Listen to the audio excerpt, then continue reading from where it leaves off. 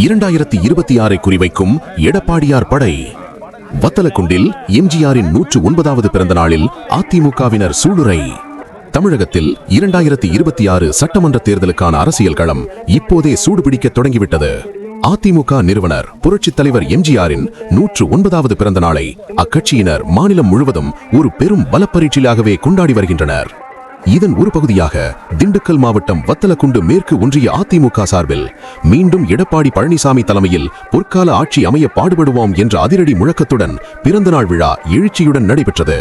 வத்தலக்குண்டு அருகே விராலிப்பட்டி சாவடி பேருந்து நிறுத்தம் அருகே நடைபெற்ற இந்த பிரம்மாண்ட விழாவிற்கு ஒன்றிய செயலாளர் சுதாகர் தலைமை வகித்தார்.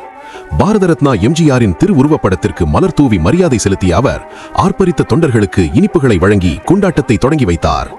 இந்த விழாவில் ஒன்றிய அவைத் தலைவர் கோபால், துணை செயலாளர் துரைராஜ், மாணவரணி செயலாளர் செல்லாபாண்டி உள்ளிட்ட முக்கிய நிர்வாகிகள் முன்னிலை வகித்து சிறப்பித்தனர்.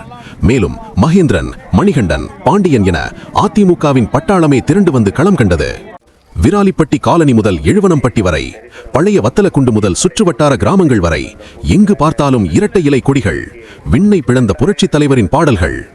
ஆயிரக்கணக்கான தொண்டர்கள் அணிதிரண்ட இந்த நிகழ்ச்சியின் இறுதியில் பேசிய நிர்வாகிகள், தமிழகத்தில் ஏழை எளிய மக்களின் நலன் காக்க மீண்டும் இரட்டை இலை ஆட்சி அமைய வேண்டும் என முழங்கினர். வரும் 2026 தேர்தலில் பொதுச் செயலாளர் எடப்பாடியார் அவர்களை மீண்டும் முதலமைச்சர் ஆசனத்தில் அமர வைப்பதே எங்களின் ஒரே இலக்கு என அவர்கள் உறுதிபட தெரிவித்துள்ளனர். எது எப்படியோ இந்த பிறந்தநாள் விழா 2026க்கான ஒரு மின்னல் வேக பிரச்சாரமாகவே அமைந்திருப்பதாக அரசியல் வட்டாரங்கள் கணிக்கின்றன.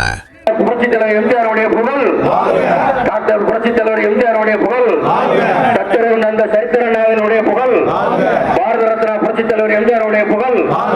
நமது நாளை நமது